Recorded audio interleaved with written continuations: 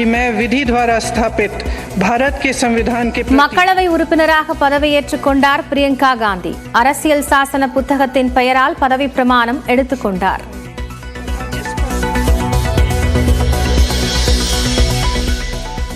மதுரையை அடுத்த மேலூர் அருகே அரிட்டாப்பட்டியில் டங்ஸ்டன் சுரங்கம் அமைக்க எதிர்ப்பு.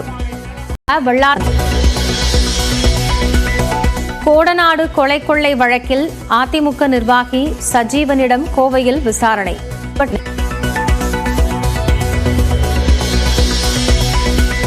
வங்கக்கடலில் புயல் உருவாவது மீண்டும் தாமதம். இன்று மாலைக்குள் உருவாகும் என வானிலை ஆய்வு மையம் கணிப்பு.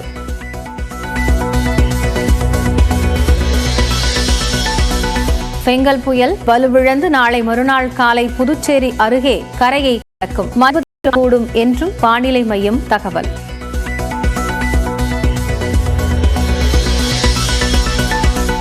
மன்னார்குடி அருகே நீரில் மூழ்கிய 500 ஏக்கர் சம்பா நெற்பயிர்கள் அழுகத் தொடங்கிய நிலையில் நிவாரணம் வழங்க விவசாயிகள் கோரிக்கை.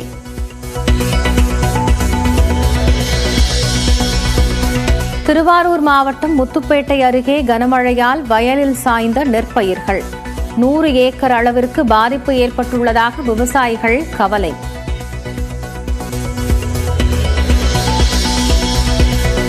மழையால் 13,000 ஹெக்டேர் பரப்பளவில் நெற்பயிர்கள் பாதிக்கப்பட்ட நிலையில் நிவாரணம் அறிவிப்பு. MRK பன்னீர்செல்வம் பேட்டி. திருவண்ணாமலையில் மணல் கடத்தல்காரர்களை பிடிக்க முயன்ற அதிகாரிகளை மண்ணை கொட்டி தடுத்ததாக புகார். 2 கைது செய்தது காவல்துறை.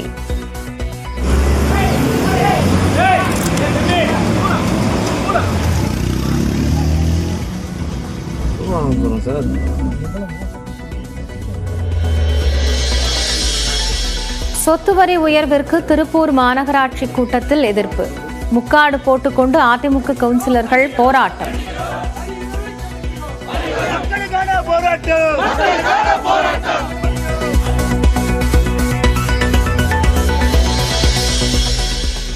தேனி மாவட்டம் கூடலூரில் ஓடும் பேருந்தில் இறங்க முயன்றபோது தவறி விழுந்த மாணவன்.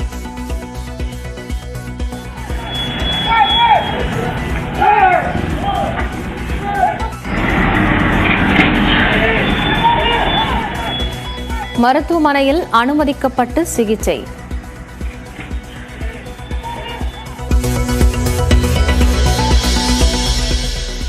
விருதுநகர் மாவட்டம் சதுரகிரியில் மலைக்கோயிலுக்கு செல்ல அனுமதி. மழை பெய்தால் தடை விதிக்கப்படும் என வனத்துறை அறிவிப்பு.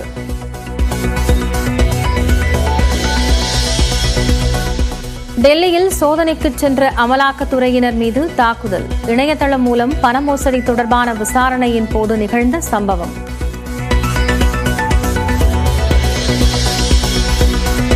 சத்தியமங்கலம் அருகே அருளவாடியில் உலாவரும் 40 காட்டு யானைகள் அடர்ந்த வனப்பகுதிக்குள் விரட்ட வனத்துறை முயற்சி.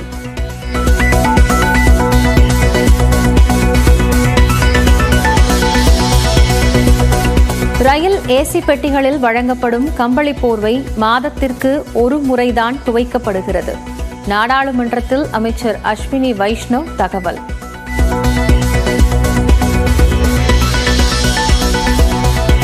ஜார்க்கண்ட் முதலமைச்சராக இன்று பதவியேற்கிறார் ஹேமந்த் சோரன். தமிழக துணை முதலமைச்சர் உதயநிதி ஸ்டாலின் பங்கேற்பு.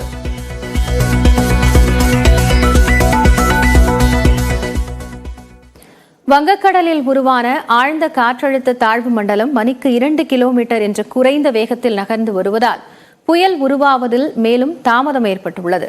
தென்மேற்கு வங்கக்கடலில் உருவான ஆழ்ந்த காற்றழுத்த தாழ்வு மண்டலம் மணிக்கு 2 கிலோமீட்டர் வேகத்தில் வடக்கு நோக்கி நகர்ந்து வருவதாக வானிலை ஆய்வு மையம் தெரிவித்துள்ளது.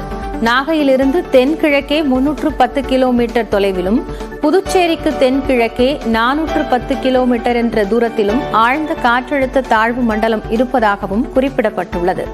சென்னைக்கு தென்கிழக்கே 480 கிலோமீட்டர் தொலைவில் நகர்ந்து வருவதாகவும் வானிலை மையம் தெரிவித்துள்ளது. இதனால் புயல் உருவாவதில் மேலும் தாமதம் ஏற்பட்டுள்ளதாகவும் மாலைக்குள் உருவாக வாய்ப்பிருப்பதாகவும் தெரிவிக்கப்பட்டுள்ளது.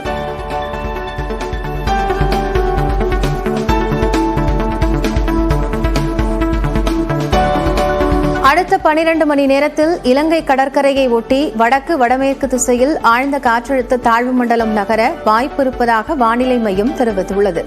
அதைத் தொடர்ந்து நவம்பர் 30ஆம் தேதி காலையில் காரைக்கால் மற்றும் மாமல்லபுரம் இடையே புதுச்சேரியிலிருந்து 40 கிலோமீட்டர் தூரத்தில் ஆழ்ந்த காற்றழுத்த தாழ்வு மண்டலமாகவே கரையை கடக்கும் என்றும் கூறப்பட்டுள்ளது. இதனால் மணிக்கு 70 கிலோமீட்டர் வேகத்தில் காற்று வீசக்கூடும் என்றும் ஆழ்ந்த காற்றழுத்த தாழ்வு மண்டலம் சூறாவளி புயலாக மாற வாய்ப்பிருப்பதாகவும் வானிலை மையம் தெரிவித்துள்ளது. ஆனால் இந்த புயலால் தமிழ்நாட்டிற்கு அதிக பாதிப்பு இருக்காது என்று தனியார் வானிலை ஆய்வாளர் செல்வகுமார் தெரிவித்துள்ளார். கடலில் இருக்கும் பொழுது தரைக்காற்று கொஞ்சம் கடல் நோக்கி பயணிக்கலாம். இதனால மக்களுக்கு ஒரு அச்ச உணர்வை ஏற்படுத்தலாமே தவிர இந்த நிகழ்வு புயலாக உருவாவதில் தாமதம், ஆனால் இன்று உருவாகிவிடும். உருவானாலும் செயலிழந்துவிடும். மழையை அதிகம் கொடுத்து கொண்டு தமிழ்நாட்டின் தரைப்பகுதி வழியாக, இது மேற்கு தொடர்ச்சி மலை மாவட்டங்கள் வழியாக, கேரளா வழியாக அரபிக்கடலுக்கு டிசம்பர் 1ஆம் தேதி சென்றடையும்.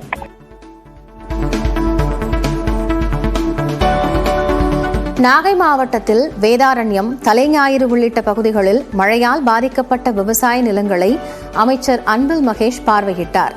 பின்னர் செய்தியாளர்களை சந்தித்த அவர், நாளை நாகை மாவட்டத்தில் சுமார் 5400 ஹெக்டேர் விவசாய நிலங்களில் மழைநீர் சூழ்ந்து பாதிக்கப்பட்டுள்ளதாக கூறினார். நேரடியாக வேதாரண்யத்தை தொகுதியை பார்வையிட்டு போனாங்க.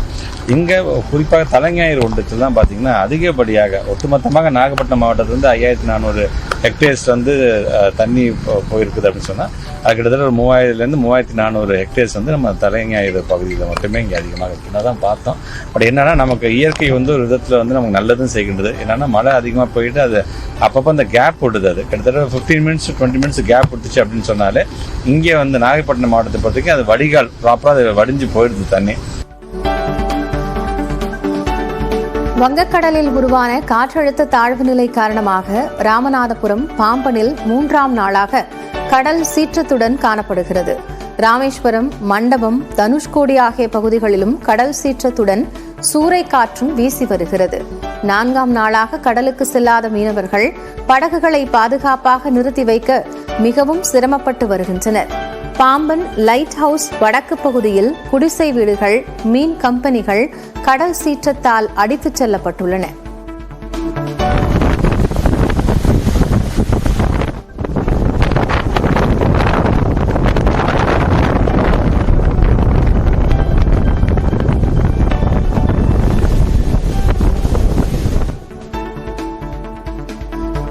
தொடர் மழை காரணமாக புதுச்சேரி விழுப்புரம் எல்லையில் செட்டிப்பட்டி கிராமத்தில் உள்ள தடுப்பணை நிரம்பி வழிகிறது. கடந்த ஒரு வாரமாக பெய்த கனமழையின் காரணமாக சங்கராபரணி ஆற்றில் வெள்ளம் பாய்ந்தோடுகிறது. இதனால் செட்டிப்பட்டி தடுப்பணை முழு கொள்ளளவை எட்டியிருக்கிறது. இது விவசாயிகளிடையே மிகுந்த மகிழ்ச்சியை ஏற்படுத்தியுள்ளது.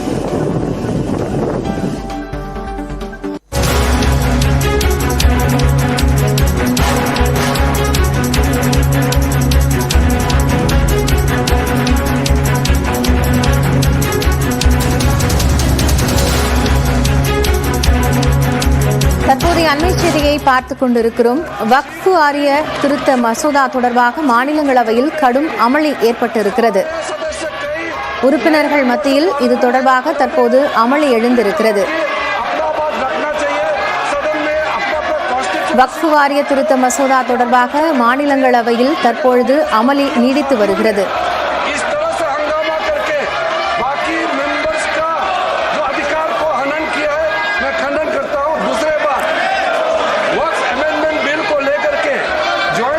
மாநிலங்களவையில் தொடர் அமளி ஏற்பட்டுள்ள நிலையில் அவை ஒத்திவைக்கப்பட்டிருக்கிறது. நாளை காலை 11 மணி வரை அவை ஒத்திவைக்கப்படுவதாக தற்போது சபாநாயகர் உத்தரவிட்டிருக்கிறார். கூடுதல் தகவல்களோடு டெல்லி செய்தியாளர் சுசித்ரா இணைகிறார். அவரோடு பேசலாம். சுசித்ரா, இப்போ அமளி எவ்வளவு நேரம் நீடித்தது, விவரங்கள் என்ன? நாடாளுமன்றத்துடைய 2 அவைகளும் தற்பொழுது நாளை காலை 11 மணி வரை ஒத்திவைக்கப்படுவதாக அவைத் தலைவர்கள் அதிகாரப்பூர்வமாக அறிவித்துள்ளார்கள். மாநிலங்களவையை பொறுத்தளவில் 11 மணிக்கு அலுவல் தொடங்கிய கடும் ஏற்பட்ட அமளியின் காரணமாக அவையினுடைய நடவடிக்கைகள் 12 மணி வரை ஒத்திவைக்கப்பட்டது. மீண்டும் அவை தொடங்கிய பொழுது மிக முக்கியமாக அவையினுடைய நடவடிக்கைகளை ஒத்திவைத்துவிட்டு முக்கிய பிரச்சனைகளாக அதானி விவகாரம் உள்ளிட்ட பிரச்சனைகளை விவாதிக்க வேண்டும் என்ற ஒரு கோரிக்கை என்பது அவையினுடைய உறுப்பினர்கள் சார்பாக, குறிப்பாக இந்தியா கூட்டணி உறுப்பினர்கள் சார்பாக முன்வைக்கப்பட்டது. ஆனால் அதற்கு மறுப்பு தெரிவிக்கப்பட்ட நிலையில் கடும் அமளி என்பது மாநிலங்களவையில் ஏற்பட்டது. அதனை அடுத்து அவையினுடைய அலுவல்கள் நாளை காலை 11 மணி வரை ஒத்திவைக்கப்படுவதாக அவையினுடைய தலைவர் ஜெகதீப் தன்கர் அதிகாரப்பூர்வமாக அறிவித்தார். அதே போல மக்களவையில் 12 மணிக்கு மிக முக்கியமாக வக்ஃப் வாரிய திருத்த சட்டத்தினுடைய அந்த ஒரு மசோதா நிறைவேற்றுவதற்கான கால அவகாசத்தை அடுத்த பிப்ரவரி மாதம் நடைபெற உள்ள பட்ஜெட் காலத்தொடர் வரையிலான ஒரு கால நீட்டிப்பு வழங்கிய ஒரு தீர்மானமானது நாடாளுமன்ற விவகாரத்துறை அமைச்சகத்தின் சார்பாக சமர்ப்பிக்கப்பட்டது. அந்த தீர்மானம் கொண்டு வரப்பட்டவுடன் அதற்கு கடும் எதிர்ப்பு என்பது காங்கிரஸ், திரிணாமுல், திமுக உள்ளிட்ட கட்சிகள் சார்பாக முன்வைக்கப்பட்டது. மிக முக்கியமாக அதாவது அனைத்து கட்சிகளுக்கும் வாய்ப்புகளை வழங்காமல் இந்த ஒரு கூட்டுக்குழுவினுடைய அந்த ஒரு ஆலோசனை என்பது நடைபெற்று வருகிறது என்ற ஒரு கோஷத்தை எழுப்பி இந்தியா கூட்டணி கட்சிகள் கடுமையான ஒரு அமளியில் ஈடுபட்டார்கள். அதற்கான அந்த தீர்மானமானது இன்று நிறைவேற்றப்பட்டாலும் அடுத்த நாடாளுமன்ற கூட்டத்தொடர் வரை வக்ஃப் வாரிய திருத்த மசோதா என்பது தாக்கல் செய்யப்படாது என்ற ஒரு அறிவிப்பையும் மத்திய அமைச்சர் கிரண் ரிஜிஜு மக்களவையில் அதிகாரப்பூர்வமாக அறிவித்தார். அதனால் அதனை அடுத்து ஏற்பட்ட அந்த கடும் அமளியின் காரணமாக மக்களவையும் தற்பொழுது ஒத்திவைக்கப்பட்டுள்ளது. மக்களவையை பொறுத்தளவில் பாஜக எம்பிக்கள் இந்த வக்ஃப் வாரிய திருத்த சட்டத்தின் மீதான அந்த ஒரு கூடுதல் கால அவகாசத்திற்கு கடும் எதிர்ப்பை அவர்கள் முன்வைத்திருந்தார்கள். இந்தியா கூட்டணி பொறுத்தளவில் அந்த கூட்டுக்குழு என்பது முறையாக செயல்படவில்லை. பாஜகவினுடைய எம்பி தலைவராக இருக்கும் ஜெகதாம்பிகா பால் ஒருதலை பட்சமாக செயல்படுகிறார் என்ற ஒரு குற்றச்சாட்டை இன்று அவையின் பொழுது அவர்கள் முன்வைத்தார்கள். 2 அவைகளிலும் ஏற்பட்ட கடும் அமளியின் காரணமாக 3வது நாளாக நாடாளுமன்றத்தினுடைய குளிர்கால கூட்டத்தொடர் அலுவல்கள் என்பது கடுமையாக முடக்கப்பட்டுள்ளது. நாளை காலை 11 மணிக்கு மீண்டும் அவையினுடைய நடவடிக்கைகள் தொடங்கும் என்ற ஒரு அதிகாரப்பூர்வ அறிவிப்பு தற்பொழுது 2 அவைகளுடைய தலைவர்கள் சார்பாகவும் வெளியிடப்பட்டுள்ளது. நன்றி சுசித்ரா, விவரங்களுக்காக.